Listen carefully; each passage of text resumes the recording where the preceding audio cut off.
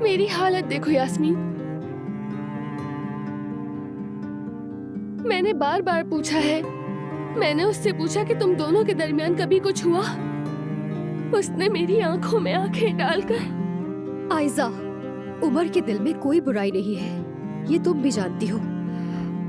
मतलब बस उससे गलती हो गई है। हम सब भी तो कभी ना कभी कर ही रहे होते हैं अपने प्यारों की हिफाजत के लिए, कभी अपने आप या अपने रिश्तों की खातिर। तुम इस तरह भी सोचो ना। एक दिन उसने मुझे सरप्राइज दिया था। रात के किसी वक्त घर से निकाला मुझे। हम डिनर पर गए। झील के किनारे एक बहुत खूबसूरत मेज सजाई थी उसने। कुर्सियां रखी थी वहां। मेज को कैंडल से सजाया था। पता है, फिर हमने विश मांगी वहां।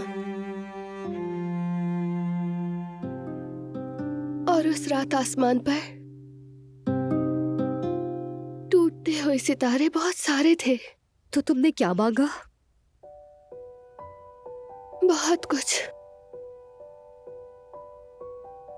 लेकिन हमारी एक मुश्तरका ख्वाहिश थी। हमने वादा किया एक दूसरे से कि चाहे कुछ भी हो, हम कभी एक दूसरे से झूठ नहीं बोलेंगे। फिर एक सितारा टूटा। वो हमारा सितारा था। और वादे उन सितारों की तरह टूटे और गायब हो गए। मैं ढूंढती रही,